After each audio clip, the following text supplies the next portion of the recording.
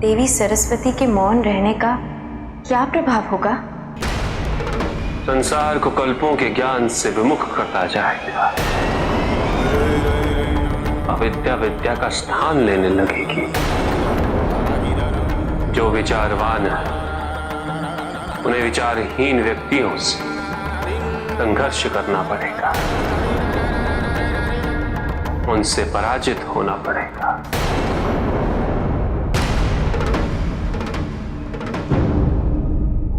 कोई आवश्यकता नहीं मुझे ऐसे व्यक्ति की। तुम्हें तुम्हारे पद से मुक्त किया जाता है। आचार्य ज्ञान मूर्ति को नया अमात्य घोषित करता हूं मैं।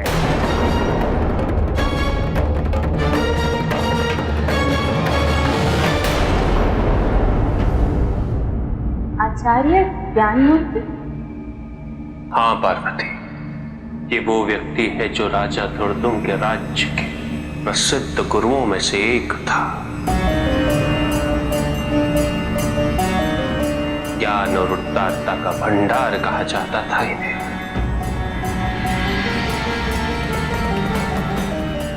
अत्यंत विचारवान, जिसके पास शिक्षा प्राप्त करने के लिए दूर दूर से व्यक्ति आते थे। धनी भी और निर्धन भी। आचार्य ज्ञान मूर्ति की गुरुकुल के द्वार सभी के लिए खुले हुए थे। देवी सरस्वती के उपासक थे। ज्ञान का स्रोत था ज्ञान मूर्ति, और दुर्दुम ज्ञान मूर्ति का पोषित मित्र था। किंतु देवी सरस्वती के मौन हो जाने का, ब्रह्मलोक से चले जाने का प्रथम प्रभाव देखो पार्वती। जो उदारता और ज्ञान के संरक्षक थे, आज वही उसके भक्षक हो रहे हैं।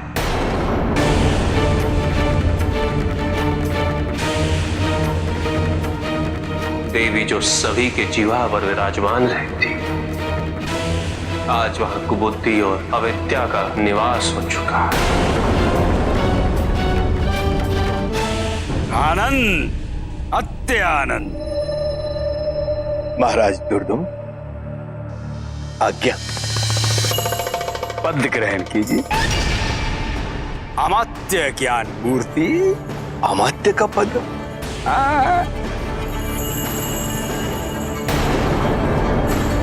आनंद, अत्य आनंद। मुझे आपका ये निर्णय स्वीकार नहीं। क्यों? तुम्हारे पास कोई और विकल्प है क्या? मेरा तात्पर्य आचार्य ज्ञान मूर्ति की नियुक्ति से है।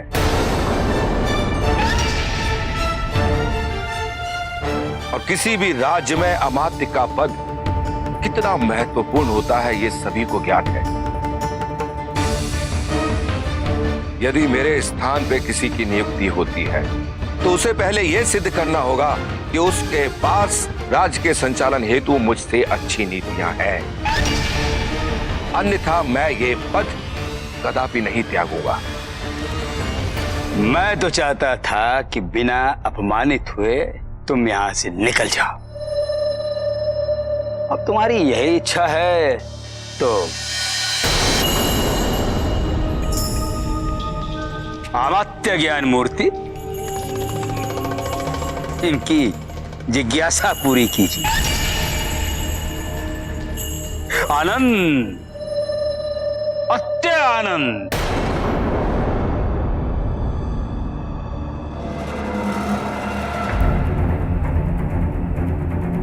आपकी नीतियों के कारण राज्य कोष का धन धीरे धीरे समाप्त हो गया। कृपया इस पर प्रकाश डालें। इस धनराशि का अधिकांश भाग शिक्षा पर व्यय होता है। प्रजा के लिए स्वास्थ्य संबंधी सुविधाएं उपलब्ध कराने में उपयोग में आता है। वर्षों से बढ़ते आ रहे अकाल के कारण कृषकों को अनुदान देने में काम आता है। यही दोष है, यही दोष है आपकी नीतियों में, क्योंकि आप समझ ही नहीं पाए कि शिक्षा धन व्यय करने का माध्यम ही नहीं है। शिक्षा आवश्यक है, निसंदेह, किंतु आवश्यक वस्तु को निःशुल्क वितरित करना मूर्खता है। बल्कि मैं तो यह कहूंगा कि उसे और अधिक मूल्य पर वितरित करना होगा, ताकि प्रजा शिक्षा का महत्व समझ सके और राज्य कोष का धन भंडार बढ़ता रहे।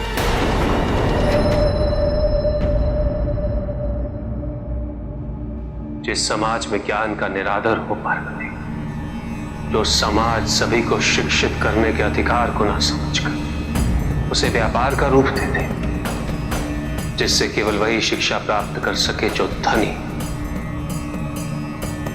उस समाज का पतन तो निश्चित है पार्वती। और आचार्य ज्ञानमूर्ति, जो शिक्षा देने के लिए एक कण अक्षत भी नहीं लेता था, वो आज शिक्षा को लाभ कराने वाला व्यवसाय बनने के लिए कह रहा है। किंतु उनका क्या, जिनके पास पर्याप्त भोजन के लिए भी साधन नहीं है? वो शिक्षा का मूल्य भला कहां से चुकाएंगे? तो ना चुकाएं। वैसे भी उन निर्धनों के लिए शिक्षा से कहीं अधिक महत्वपूर्ण है परिश्रम। परिश्रम से धन अर्जित करके पहले वो अपनी पेट पूजा तो करें। शिक्षा उनके उदर की क्षुधा को शांत करने से तो नहीं। और राजन, यदि सभी शिक्षा के पीछे भागने लगेंगे तो कार्य कौन करेगा? श्रमिक कहां से उपलब्ध होंगे? उत्तम, अति उत्तम, वाह। आचार्य ने यह सिद्ध कर दिया कि मेरा निर्णय उचित है। एक अच्छे राज्य में शिक्षा पाना सभी का मूल अधिकार होता है और कोई उनसे यह अधिकार ना छीने, ये मैं सुनिश्चित करूंगा। मैं प्रजा को समझाऊंगा कि वो इस निर्णय को कभी भी स्वीकार ना करे। और जब तक मैं जीवित हूं, मैं किसी पर भी यह अत्याचार नहीं होने दूंगा। सैनिकों, इस राजद्रोही को बंदी बना लो।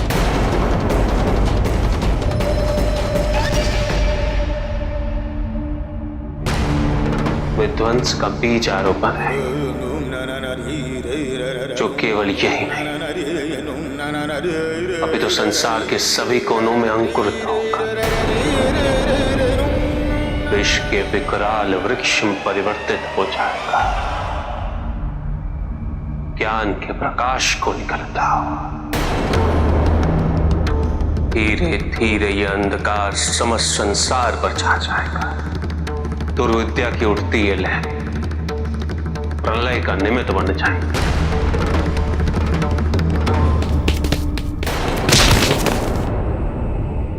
नहीं राजन,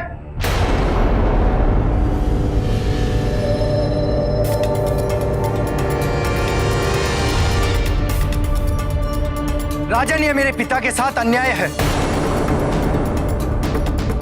और ऐसा मैं कदापि नहीं होने दूंगा। तो न्याय पाने के लिए क्या करोगे? शस्त्रार्थ करोगे मुझसे? योग्यता है तो विजयी होकर दिखाओ।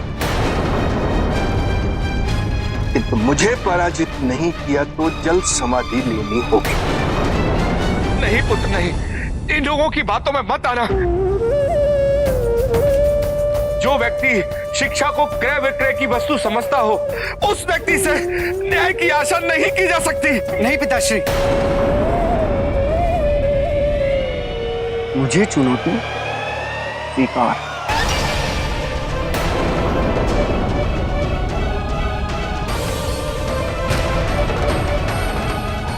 ठीक है, सिद्ध करके दिखाओ कि राजा ईश्वर से बड़ा होता है।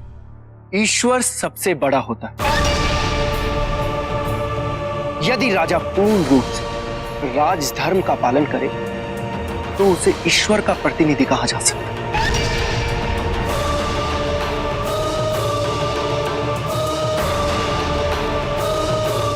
हो गया तुम्हारा तर्क समाप्त? अब मेरा तर्क सुनो। राजा ईश्वर से बड़ा होता है, क्योंकि ईश्वर एक कल्पना है और राजा एक यथार्थ।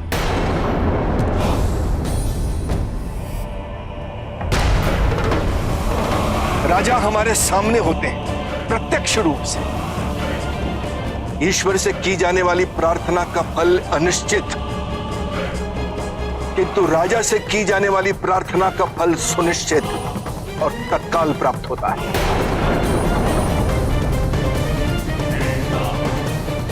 एक और बात है जो राजा को ईश्वर से बड़ा बनाती है, वो ये है कि ईश्वर द्वारा दिए गए दंड की लोग केवल बातें करते हैं, किंतु राजा की इच्छा है तो वो किसी को भी सचमुच दंडित कर सकता है।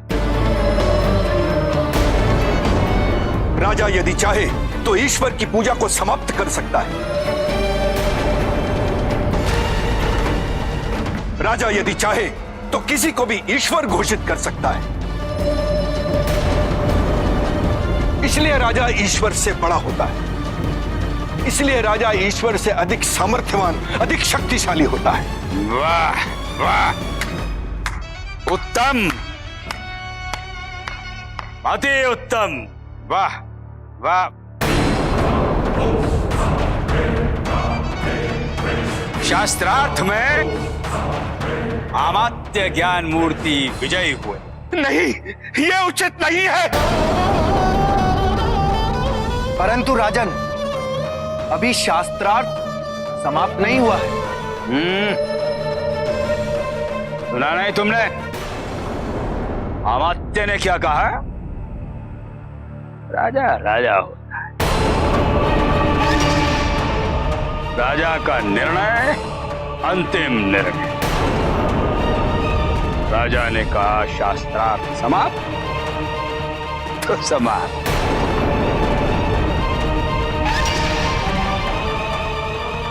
सैनिकों, सुमुख के पुत्र को भी बंदी बनाओ और इसके जल समाधि का प्रबंध करो।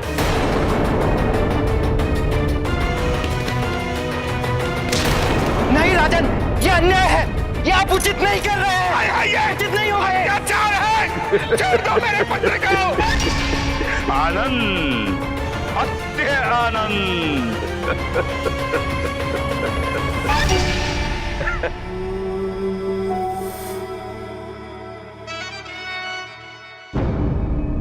स्वामी, आप तो विश्व गुरु हैं, विद्यापति हैं। अज्ञानता के वर्चस्व को रोकने के लिए आप कुछ कर क्यों नहीं रहे? अविद्या से विद्या और पुनः विद्या से अविद्या तक की ये यात्रा प्रत्येक व्यक्ति को करनी पड़ती है पार्वती। जो देवी देवता और सिद्ध पुरुष होते हैं वो योग के माध्यम से इसमें संतुलन और स्थिरता बनाए रखते हैं और इसके लिए वो निरंतर प्रयासरत रहते हैं। किंतु अधिकांश व्यक्ति इस प्रक्रिया को नियंत्रित करने में असफल रह जाते हैं और यही अज्ञान कलेश और कुविचारों का स्रोत बन जाता है। सुनो सुनो सुनो सुनो सुनो। राज्य के पूर्व अमात्य की कुव्यवस्था के कारण राज्य की स्थिति बिगड़ चुकी है। इसीलिए राज्य के हित के लिए महाराज दुर्दुम ने नए अमात्य आचार्य ज्ञानमूर्ति के सहयोग से एक नई नीति बनाई है। इस नीति के आधार पर शिक्षा और स्वास्थ्य की सभी सुविधाएं अब से सशुल्क मिलेगी। जो युवक युवती शिक्षा ग्रहण नहीं करेंगे उन्हें दंड स्वरूप राजकीय श्रमिक बनना होगा। साथ ही आज से राज्य की ओर से मिलने वाले सभी अनुदान बंद किए जाते हैं। ईश्वर से बड़ा होने के कारण अब से राजा का अधिकार प्रजा के तन मन और धन पर होगा। जो इस आदेश का विरोध करेगा उसे राजद्रोही समझा जाएगा और उसे राजदंड दिया जाएगा। सुनो सुनो सुनो। सब कुछ तो छीन लिया, वो भी सहन कर लेते, किंतु यहाँ तो राजा ने अपने आप को ईश्वर से भी बड़ा घोषित कर दिया है। ये राज्य की दुर्गति के संकेत है। किंतु आपने ही तो कहा था कि सृष्टि अज्ञानता के अंधकार से ढकी हुई है। यदि ज्ञान का सूर्य उदित ना हो तो सर्वत्र अंधकार का ही राज्य है। इसीलिए जब ज्ञान का सूर्यास्त होता है तो प्रबुद्ध व्यक्ति विद्या की ज्योति जलाते हैं और सूर्य के उदय होने तक उसका संरक्षण करते हैं। ये यत्न प्रत्येक प्रबुद्ध व्यक्ति का होना चाहिए पार्वती।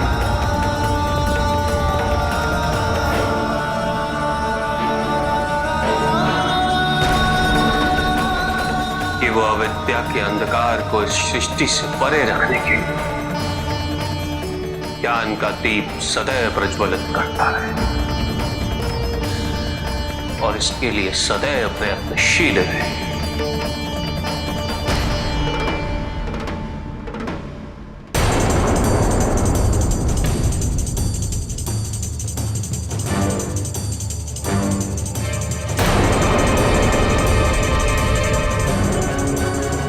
प्रणाम गुरुदेव। हम अपने पुत्र को शिक्षा ग्रहण करवाना चाहते हैं। ये तो बहुत अच्छी बात है, पर शिक्षा ग्रहण करवाने के लिए शिक्षा शुल्क के रूप में 10 स्वर्ण मुद्राएं देनी पड़ेंगी। नहीं गुरुदेव, नहीं, हम शिक्षा के लिए इतना अधिक शुल्क नहीं दे सकते। शिक्षा ग्रहण नहीं करवानी है तो मत करवाओ। मैं कोई आपको विवश थोड़े ही कर रहा हूँ कि शिक्षा ग्रहण करवानी ही होगी। दया कीजिए गुरुदेव, दया कीजिए गुरुदेव। ये अन्याय है, ये अन्याय है गुरुदेव।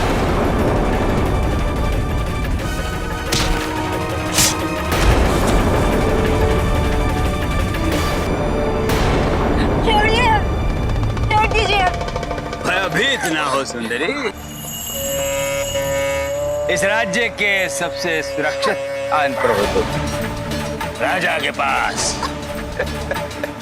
यहाँ तुम्हें कोई हानि नहीं पहुंचा सकता।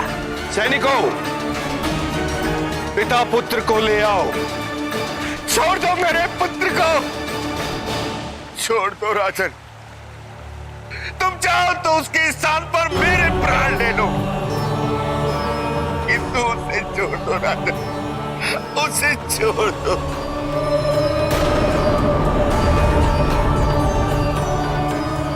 अब निर्णय तुम्हें लेना है। यदि तुमने जल समाधि नहीं ली तो हमें तुम्हारे पिता के प्राण लेने होंगे। उनकी इच्छा की पूर्ति होनी चाहिए। हमारे राज्य के भूतपूर्व अमात्य हैं महाराज। हाँ पुत्र, हाँ, तुम्हारे सामने तो समस्त जीवन पड़ा है, किंतु मेरे प्राणों की अब विशेष उपयोगिता नहीं, कोई विशेष आवश्यकता नहीं। पुत्र, मुझे मृत्यु को प्राप्त हो जाने दो, हो जाने दो पुत्र।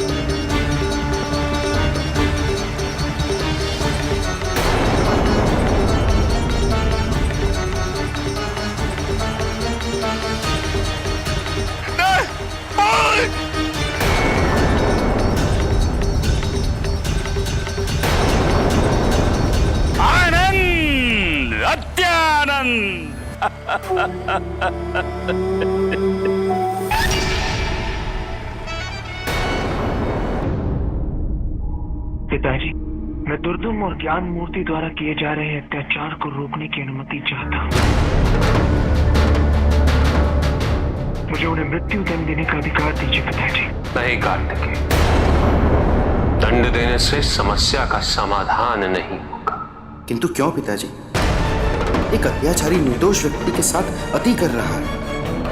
यदि भैया उसे दंड दे दे तो अत्याचार समाप्त हो जाएगा। नहीं गणेश, मृत्यु से तो केवल एक ही अत्याचारी का अंत होगा, और उसके अंत के पश्चात कोई दूसरा अत्याचारी उस स्थान पर उत्पन्न हो जाएगा। संभवतः इन दोनों से भी अधिक क्रूर देवी सरस्वती को ब्रह्मदेव द्वारा दिए गए श्राप का परिणाम है। पिताजी, फिर इसका समाधान क्या है? देवी सरस्वती को ढूंढने और सभी मनुष्यों की पीड़ा को दूर करने के लिए मुझे और पार्वती को, हम दोनों को मनुष्यों के मध्य जाना होगा। समाज में बढ़ रहे असंतुलन को रोकना होगा। संतुलन की पुनर्स्थापना देखकर संभवतः देवी सरस्वती स्वयं सामने आ जाएगी। इसमें हम कोई योगदान दे सकते हैं पिताजी? प्रतीक्षा करो कार्तिकेय, संभवतः भविष्य में तुम्हारी आवश्यकता होगी।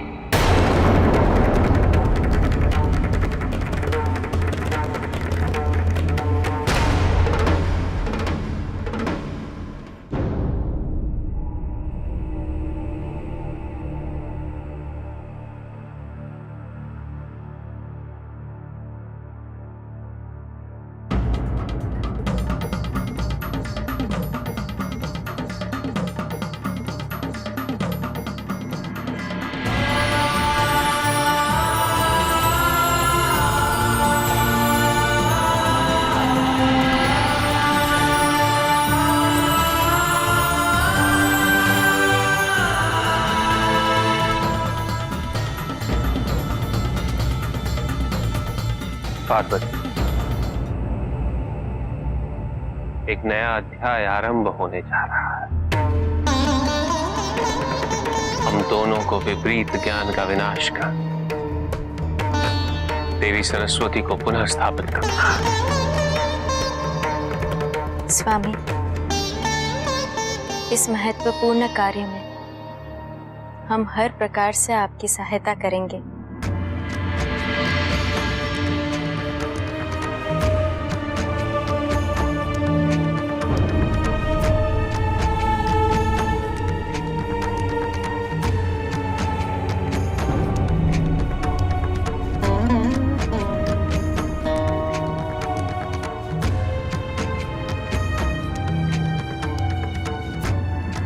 रुक जाओ।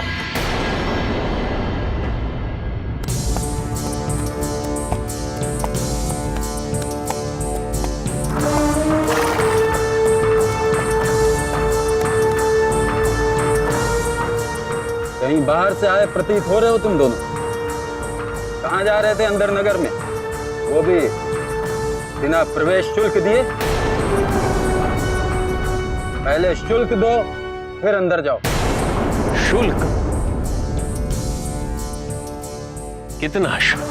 10 स्वर्ण मुद्राएं। 10 स्वर्ण मुद्राएं? यदि तुम्हारे पास स्वर्ण मुद्राएं ना हो तो अपनी पत्नी के आभूषण ही दे दो।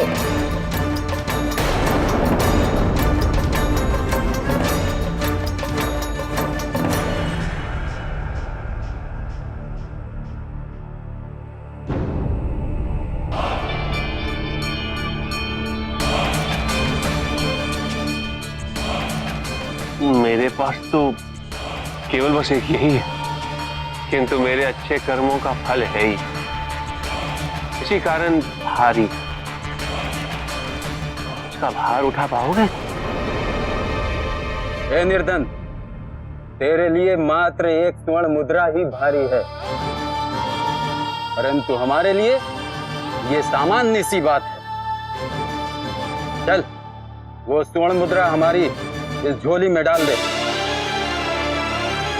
ऐसी तुम्हारी इच्छा।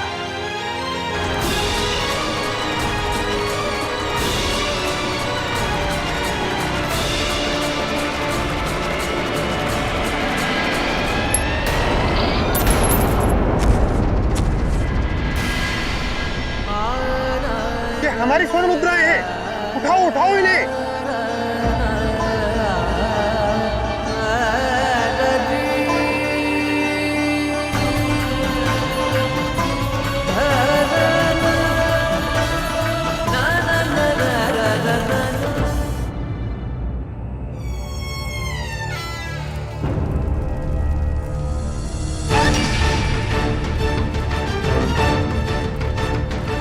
धिक्कार है आचार्य ज्ञान मूर्ति। ज्ञान का अर्जन संसार के उद्धार के लिए किया जाता रहा है, किंतु तुमने इस परंपरा को कलंकित किया है। अमात्य के पद को पाने के लिए तुम इतने स्वार्थी हो जाओगे, इसकी मैंने कल्पना भी नहीं की थी।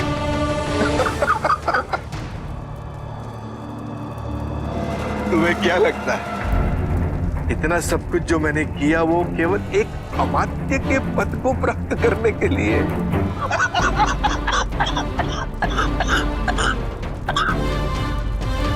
जबकि मैं तो पूरे राज्य पर अपना अधिकार स्थापित करना चाहता हूं, किंतु तुम भूल रहे हो ये अधिकार तो केवल राजा का है, केवल राजा का। कहीं तुम उस राजा की बात तो नहीं कर रहे जो सदैव मदिरा और स्त्रियों में डूबा रहता है, खोया रहता है। मैंने राजा दुर्दुम के लिए इन दोनों वस्तुओं की उत्तम व्यवस्थाएं कर दी है। अब राजा दुर्दुम एकाग्र चित्त होकर वही करेंगे, उनका ध्यान नहीं भटकेगा।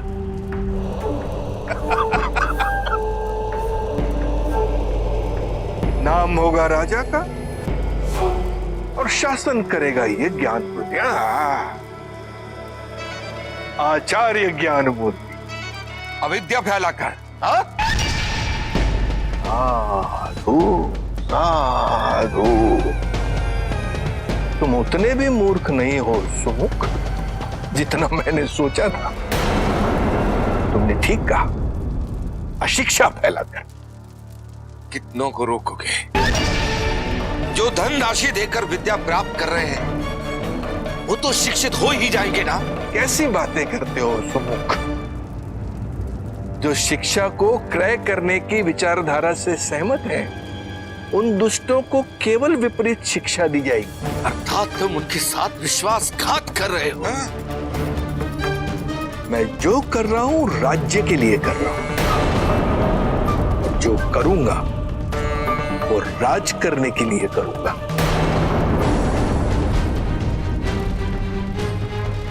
और वैसे अशिक्षित मूर्खों पर शासन करना, उनका शोषण करना सरल होता है, सहज होता है, क्योंकि वो विद्रोह नहीं करते।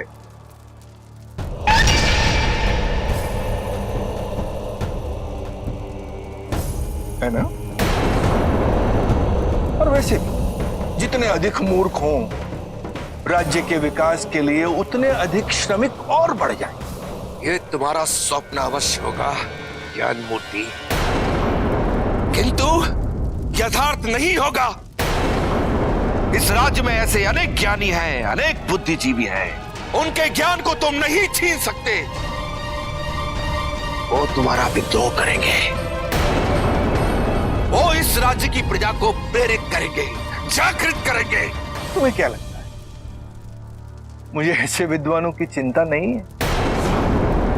मैंने उनके लिए एक रणनीति बनाई है, वही रणनीति जिसके माध्यम से मैंने तुम्हारे पुत्र के प्राण लिए। मैं उन विद्वानों को शास्त्रार्थ के लिए बुलाऊंगा, उन्हें पराजित करूंगा और फिर उसके पश्चात जल जल जल जल जल समाधि। तुम ऐसा करके विद्या का अपमान कर रहे हो ज्ञान मूर्ति, और भगवान तुम्हें इसके लिए दंड देंगे, अवश्य देंगे। कौन से भगवान? मैंने तो राजा को भगवान से श्रेष्ठ सिद्ध कर दिया, अधिक शक्तिशाली सिद्ध कर दिया।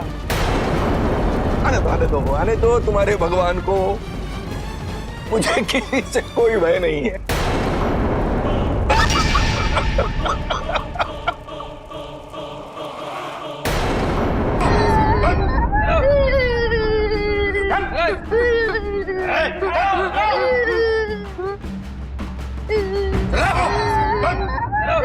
जाओ।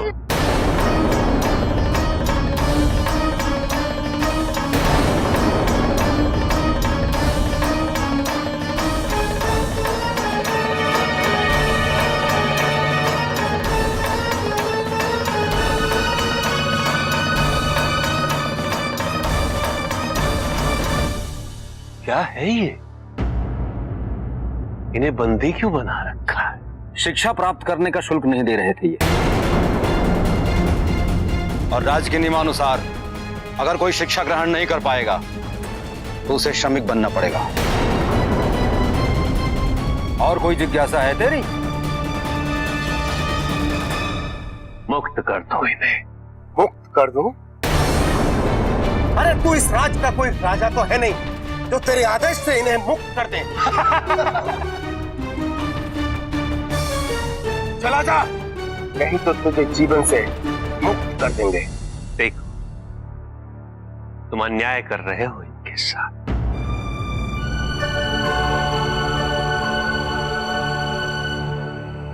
और ये नियम जो तुम्हारे राजा ने बनाए, ये तो मात्र अत्याचार का माध्यम है, पक्षपात है। यदि शिक्षा पर शुल्क लग गया तो निर्धन शिक्षा कैसे प्राप्त करेगा? उसके जीवन का विकास कैसे होगा? विकास होगा, अवश्य होगा। ये श्रेष्ठ और कुशल श्रमिक बनेंगे, इससे हमारे पूरे राज्य का विकास होगा। ऐसी बातें कर तुम इनके समक्ष अपनी मूर्खता का प्रमाण दे रहे हो। तुमने हमें मूर्ख से संबोधित किया? वो दंड हमारे राज्य की मर्यादा का उल्लंघन करने वाले विद्रोही। तुमसे श्रम करवाता हूं, तब तुम्हें ज्ञात होगा कि मैं कौन हूं। डन।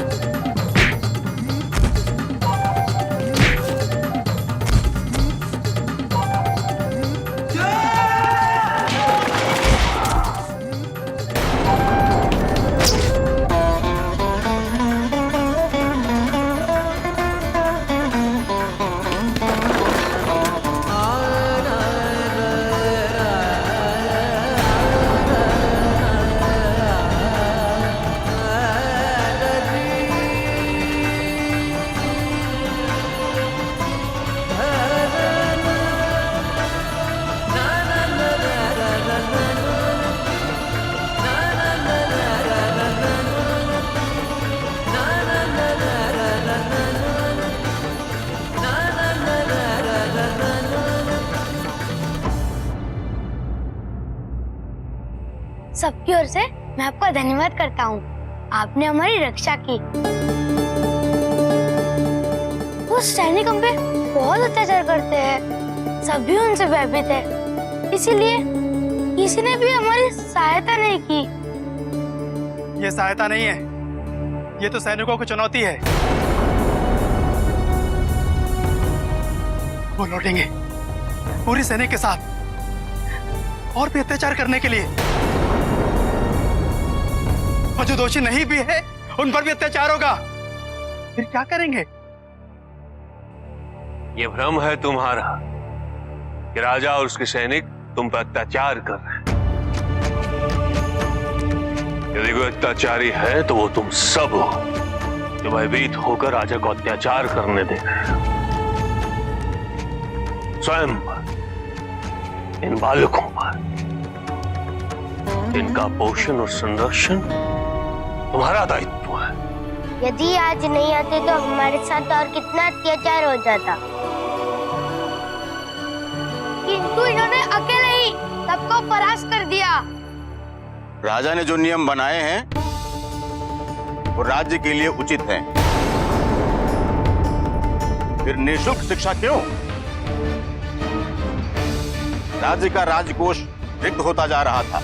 राजा ने इसलिए कर लगाया था ताकि लोगों को शिक्षा का मूल्य समझ में आए। अकाल की स्थिति है यहाँ।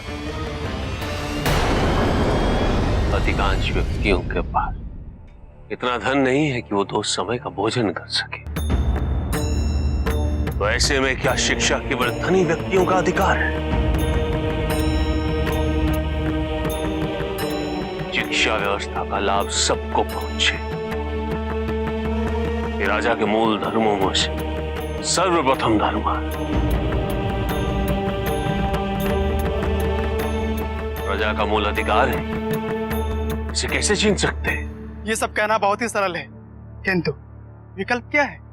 यदि राजा ने शिक्षा पर शुल्क लगाया है और सभी गुरु को उस नियम का पालन कर रहे हैं, क्यों ना आप नगर के विद्वान लोग निःशुल्क शिक्षा देना आरंभ कर दीजिए। यही उपाय है। यदि राजा को इसके बारे में पता चला, वो हम सबको मृत्यु दंड दे देंगे। एक विद्वान के लिए ज्ञान का प्रसार ना करना, यह भी तो मृत्यु के ही समान है। देखिए महोदय, हमारे गांव में वैसे भी बहुत समस्याएं। अब आप हम सबको उत्तेजित करके और समस्याएं ना बढ़ाएं। किंतु क्या कुछ ना करने से आपकी समस्या का समाधान हो जाएगा? जी हाँ महोदय, कल हम महाराज के दरबार में जाएंगे और उन्हें अपनी समस्याओं से अवगत कराएंगे। हमें लगता है कि महाराज हमारी बात अवश्य सुनेंगे। अरे चलो चलो, हम लोग चलो।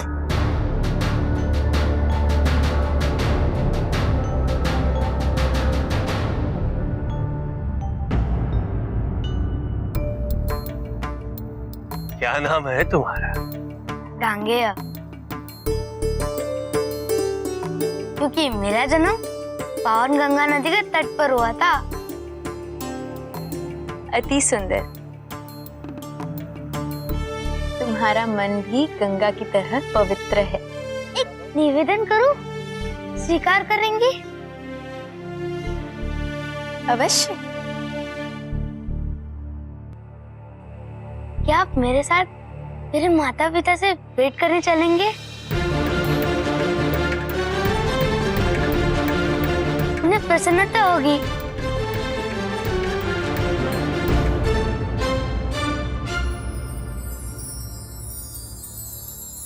यदि तुम्हारी यही इच्छा है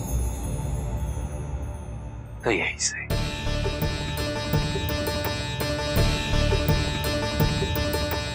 आओ, मैं आपको ले चलता हूँ। आओ।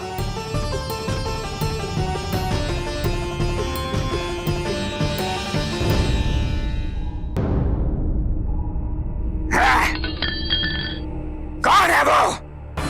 उसने मेरे सैनिकों को पराजित करने का दुस्साहस किया।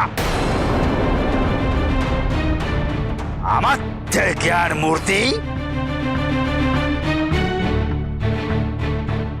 जी महाराज। कैसी व्यवस्था है तुम्हारी? हमने तुम्हें इसलिए अमात्य नियुक्त नहीं किया। मेरे राज्य, मेरे ही सैनिकों का भय समाप्त हो जाए। वो हमारे राज्य का नहीं था महाराज। वो जो भी है, वो जहां का भी था, अब तक मेरे समक्ष क्यों नहीं लाया गया? हमारे गुप्तचर उसे ढूंढ रहे हैं। ढूंढ रहे हैं? ज्ञान मूर्ति, स्मरण रहे, हमने तुम्हें अमात्य इसलिए नहीं बनाया, हमारी चिंताएं बढ़ाई। हमने तुम्हें इतने अधिकार दिए, इतनी शक्तियां दी, सब कार्य तुम करो, और मैं केवल सुखों का भोग करो। जानता हूं महाराज, आपके सुखों की चिंता मुझसे अधिक और किसे हो सकती है।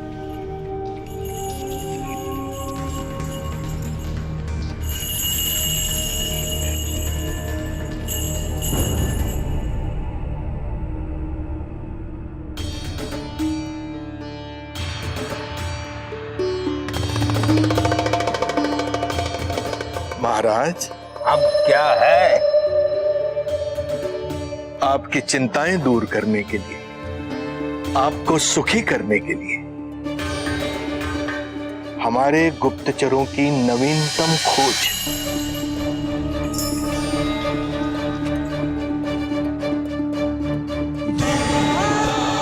कदाचित ये आपको वो सुख देगी, वो पूर्णता देगी जिसे आप ढूंढ रहे हैं। महाराज,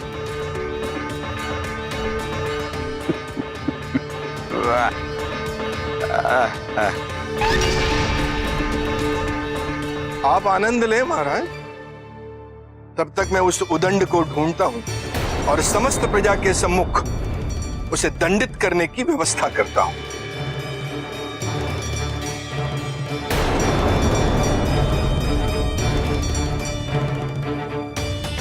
आनंद, अच्छा आनंद।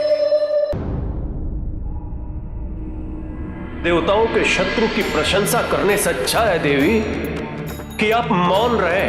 आपको ये कैसे ज्ञात नहीं कि देवी सरस्वती का अपमान समस्त नारी जाति का अपमान है। उनके ना बोलने से संसार में विपरीत ज्ञान फैलेगा।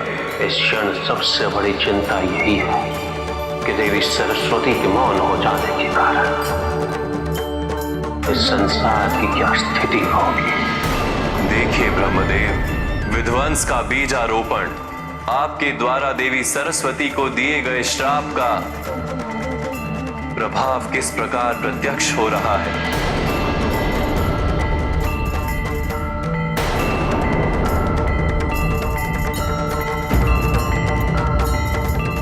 नहीं देवी, आपको अभिशाप देने की मेरी कोई मंशा नहीं थी, किंतु उस एक क्षण मैं असहमति में भूल गया कि मेरे मुख से निकला प्रत्येक वाक्य ब्रह्म वाक्य बन जाता है।